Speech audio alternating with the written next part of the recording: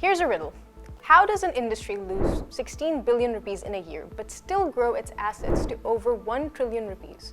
Welcome to the strange world of microfinance banking in Pakistan, where bad loans pile up, capital disappears, and yet the books just keep getting bigger. Hi, I'm Sadia, and let's break down Mutahir Khan's article in Business and Finance Weekly about the state of banking in Pakistan.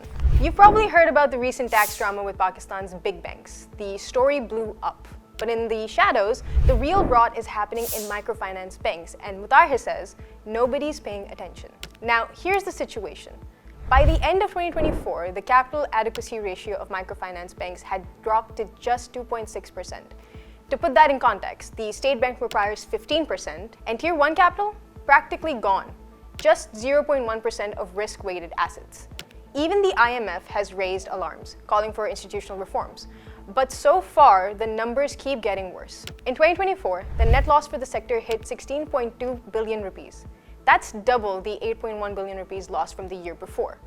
And it's the 6th straight year of red ink. 8 out of 12 microfinance banks were losing money. Why?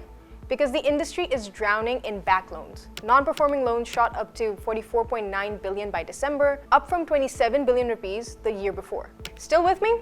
Good. Because here's where things get weird. Despite all this mess, the industry's assets hit 1.1 trillion rupees, the first time they've crossed into 10-digit territory. That's a massive jump both for quarterly and annually. So how do you explain that? Simple. Borrowings.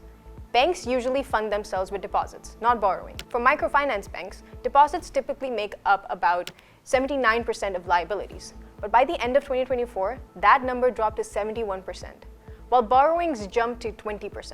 The highest since 2017. In the fourth quarter alone, borrowing surged by 156 billion rupees. That's 4 times more than in the previous quarter. So here's the big question. Who's lending money to loss-making, undercapitalized banks? Turns out, this wasn't about microfinance at all. This was all about avoiding a tax. A proposed tax was targeting banks with low advances to deposits ratio.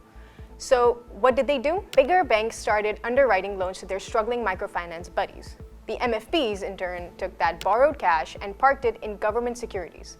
Everyone wins, right? The tax was avoided, the MFBs earned a bit of interest, but it also created the illusion of growth without fixing the actual problem. So let's sum that up. You've got banks with almost no capital rising, bad loans year after year of losses, and now clever accounting tricks to make it all look okay. It's a fragile house of cards. And the next time you hear a banker talk about risk management or governance, maybe remember this. Instead of cleaning up the mess they made while kicking the can, until someone else pays the price. Subscribe to DawnNews English for more explainers in Pakistan's economy, finance, and everything in between.